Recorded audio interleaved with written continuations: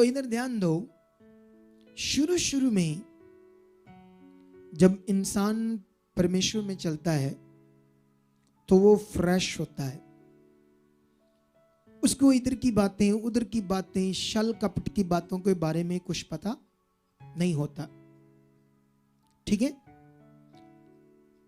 जहां तो कुछ छल कपट की बातें लोगों से सीख लेता है, इधर संगति से, कुछ चालाक लोगों से, क्योंकि हर तरह के लोग आते हैं। कैसे आते हैं? हर तरह के लोग मीटिंग में आते हैं, क्योंकि किसी को भी मना नहीं है। व्यभिचारों को भी यहां मना नहीं है, चोरी करने वालों को भी यहां मना नहीं है, क्योंकि परमेश्वर सबका भला चाहता है। सब चाहता है वो बदले, सब आजाद हो, सबका भला हो। ठीक है, अब विषय क्या है यहां पर? शुरू वाला जो विश्वास है अच्छा है। आप लोग, कई लोग अपने जीवन से देख सकते हो, अब शुरू में जब प्रभु में आए तो आपका प्रार्थना में मन लगेगा, आपका बाइबल पढ़ने में मन लगेगा, परमेश्वर की सब बातों पर आपको बहुत दिल आएगा। लेकिन एक समय आएगा ऐसा नहीं होगा। सोचो, ऐसा क्यों? आपने अपना शुरू वाला विश्वास खो दिया, शुरू वाला मन खो दिया। कुछ ना कुछ संसार की बातों पर मन लगाकर उसकी बात, इसकी बात, उससे जुड़ गए, इससे जुड़ गए, उसने वो कह दिया, उसने ये कह दिया। उन बातों से आपका वो असली विश्वास क्या हो गया? खराब हो गया। इसीलिए बाइबल में ये हमें अलर्ट किया गया है परमेश्वर की ओर से कि तुम उन बातों को लो जो सुहावनी, मनभावनी, पवित्र, परमेश्वर की ओर से आदरणीय, परमेश्वर के गुणों से परिपूर्ण, उन बातों को ले लो, और जो तुम्हारे लाभ की नहीं उन्हें छोड़ दो।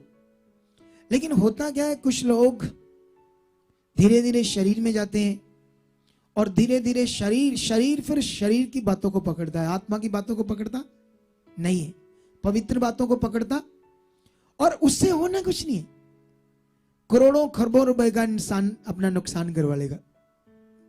शरीर की बातों, शरीर की चंद चीजों के लालच में किसी को नेगेटिव करके मेरी तरफ, किसी और की तरफ, किसी को झूठ मूठ की बातें बताकर अपने लाभ के लिए कुछ बातें लेना देना, चंद चीजों के लिए, और खरबों का नुकसान करवा रहा है, क्योंकि परमेश्वर से दूर हो रहा है।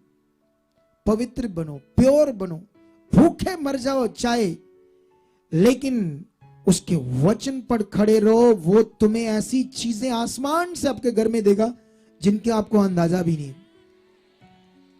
तुम लोग शरीर की चीजों करके चंद चीजों, छोटी छोटी चीजों को लेना चाहते हो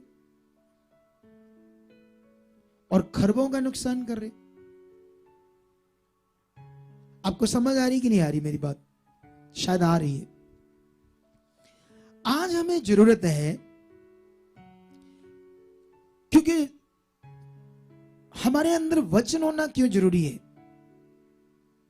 जैसे आपको परमेश्वर ने गुलामी से निकाला है। कितने लोगों को पता हम गुलाम थे? अंधकार के, पाप के, दुष्ट के गुलाम थे, और दुष्ट हमारी जिंदगी पर राज्य कर रहा था। लेकिन परमेश्वर ने यहां बैठाया, तो इसका मतलब उस गुलामी से परमेश्वर आपको लेकर आया है पूरी तरह से आजाद करवाने के लिए। वो निकाल कर लाया है उस अंधकार से, ताकि आप पूरी तरह से आजाद हो जाओ। ऐसे ही परमेश्वर ने इजरायलियों को मिस्र की गुलामी से आजाद किया। उस समय जब वो शरीर में थे और परमेश्वर को जानते थे सामने सामने कि वो पावरफुल है, सब काम कर सकता है, लेकिन इतना जानने के बाद भी वो गलत चीजें कर रहे थे। जानते, परमेश्वर ने एक जंगल में ले गया, और जंगल में कोई उनके पास खाने पीने को नहीं था, कुछ भी, ना कोई बिजनेस, ना कोई खेती, ना पानी, कुछ भी नहीं था। अब सोचो, आप ध्यान दो, हमारा परमेश्वर वो है जो जंगल में लाखों लोगों को रोज आसमान से खाना देने लगा। क्या ये वचन आपके अंदर है? सोचो, अगर परमेश्वर हमारा लाखों हमारे उन भाइयों को, इजरायलियों को